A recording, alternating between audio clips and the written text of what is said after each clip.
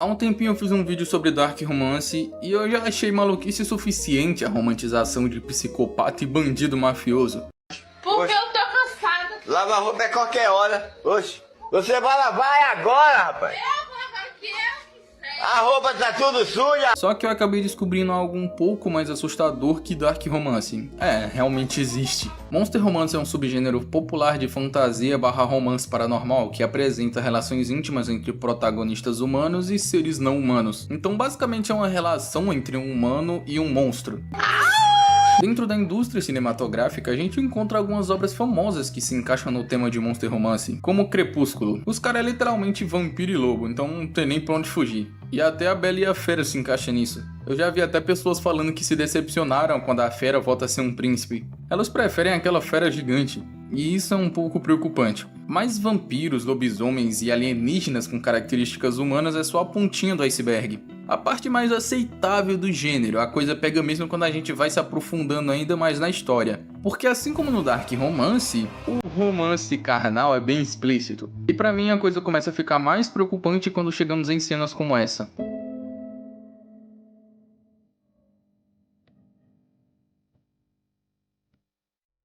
Estão romantizando uns bichos muito esquisitos e até demônio, cara. E o pessoal falando que achou fofo, que esses monstros nunca trairiam suas mulheres. O cara é literalmente o diabo.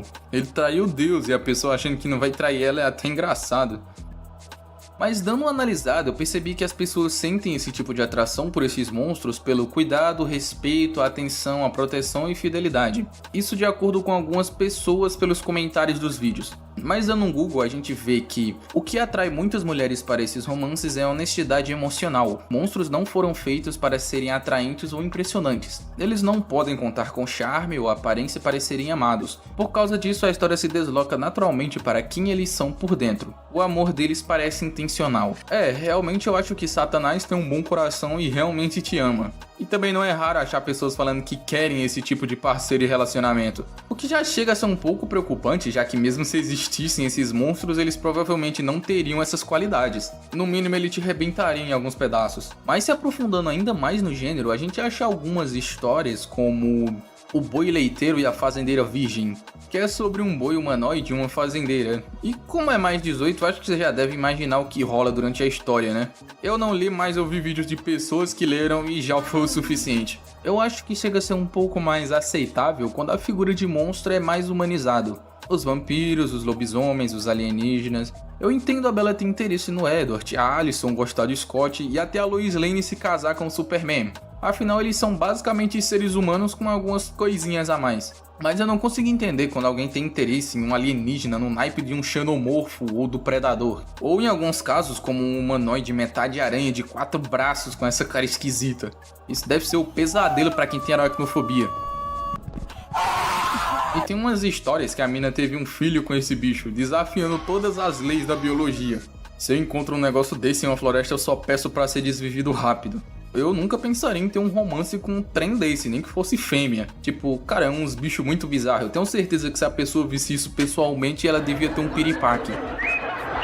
Quando todo mundo acha que ele é um monstro, exceto você, e ele te deseja por isso. Irmão, não é que todo mundo acha que ele é um monstro, a questão é que ele realmente é. Olha esse cara, do jeito que eu tenho medo de cobra, se eu vejo ele na floresta eu encho ele de paulada. Ela é considerada um mau presságio porque sua família foi morta por demônios e só ela sobreviveu. Ué, a culpa é dela por a família ter morrido? Eu não entendi, cara. Ela é dada como um sacrifício para um Dustwalker, não sei o que é isso, em troca de proteção para a vila. Imagina que você é o único sobrevivente do batalhão na guerra e o general fala: "Ô soldado, geral morreu por culpa tua, sinto muito, mas a gente vai ter que te dar de sacrifício pros cabos lá." Não faz nem sentido uma coisa dessa. Eu achei um tal de Comprada pelo General Aileen. Pelo que entendi, a mina foi sequestrada junto com a mãe. Cresceu no meio do espaço e foi vendida para um general alienígena de uns 2,40 metros de altura que tem 2 ferramentas, se é que você me entende, e ainda um tentáculo que expande. Eu não quero saber pra que ele usa isso. E eu fiquei um pouco preocupado com a animação da pessoa que apresentou o vídeo. Tipo assim, pô, isso não é legal não. Alguém ser sequestrado e vendida pra ser esposa de alguém, isso já é meio perturbador pensando em um cara como humano. Imagina um alienígena com 2,5 metros, isso é louco. E um dos trampos que a mina teve foi vender conteúdo adulto, ela meio que abriu um OnlyFans intergaláctico. Meu amigo, eu não sei se eu fico impressionado ou com medo. ela indo visitar uma amiga que mora no meio da floresta em uma ilha. Ela sendo sequestrada por um dementador que só pensa em meter um filhote dentro dela porque ela despertou o cio dele. Cara, eu acho que nem é assim que funciona não. Ele bateu o oi na guria e ativou o... Me aproximo do seu ouvido e começo a sussurrar a música do Globo Rural. Cê é louca, e até eu me apaixono. Definitivamente o TikTok quer que eu viva meu monster romance. Eu não consigo botar fé que as minas vê uns bichos desse e romantiza. Eu não sou um exemplo de beleza, mas não tem como olhar pra esse cara aqui e sentir atração não.